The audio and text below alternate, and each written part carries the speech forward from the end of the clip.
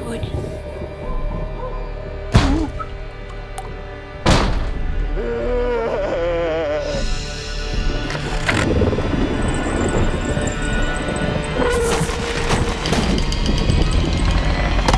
How's it going, guys? Welcome back to my channel and time for another episode of Luke's Reviews.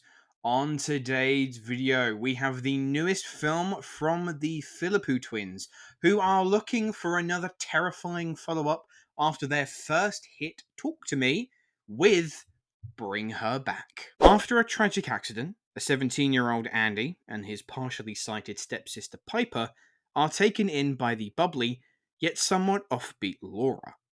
Having lost a child of her own and raising a mute boy named Ollie, Andy and Piper try their best to adjust to their new living arrangements, but soon discover that Laura has deeply sinister plans for them both.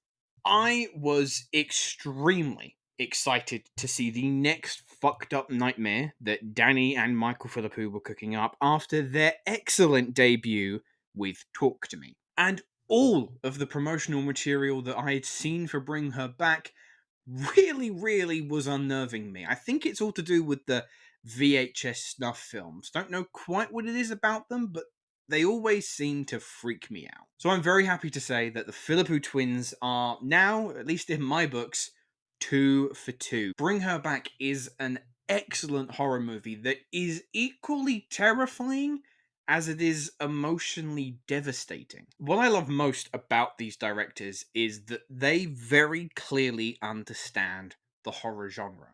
That they don't need to plaster their films full of jump scares or just filling the film with these moments of really quiet, almost nothingness for there to be just a loud noise or a face to suddenly appear and just generate a very cheap, unwarranted jump scare. There is zero jump scares in this film. Instead, it will torment and terrify you through its visually harrowing and arresting imagery, grotesque violence that could make even the strongest stomachs churn, and just an overall feeling of helplessness. What I also appreciated in the screenplay of the film is that Laura's motivations and intentions are quite quickly known to us, or at least there isn't much suspense as to is she good, is she bad. Like, the groundwork is laid quite plainly for us to see, and so the suspense and the tension stems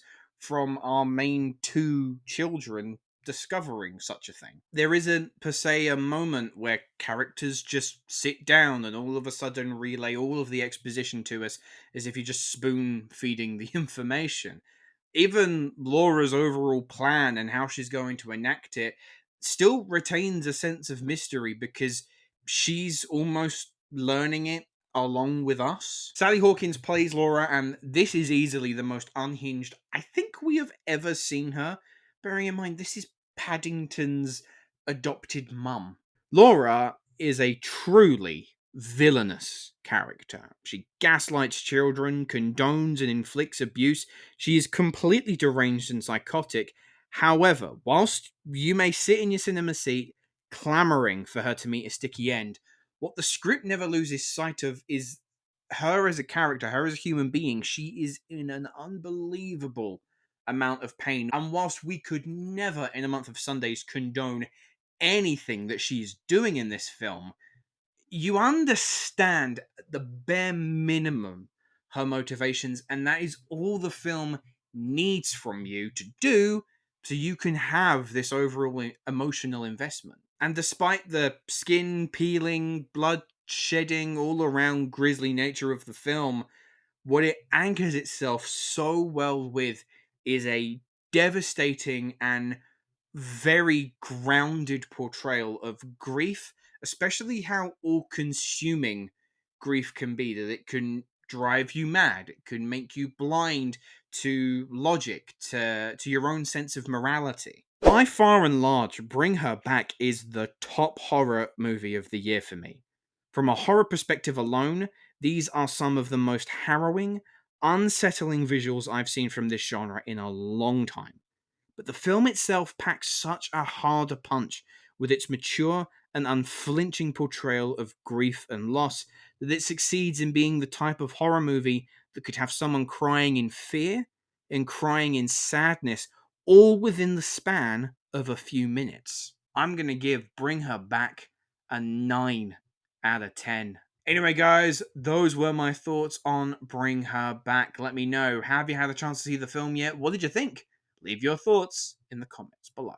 And my question to you, 2025 is shaping up to be a monumental year for the horror genre. So I would like to know, now that we are well into the second half of the year, what is your favorite horror movie of 2025? But there's all the time we have for today. So thank you very much for watching. Make sure to like and subscribe, and I will see you in the next video. Hello, thank you so much for watching. I hope you enjoyed the video. If you have, make sure to click that like button, and if you aren't already, click that subscribe button too.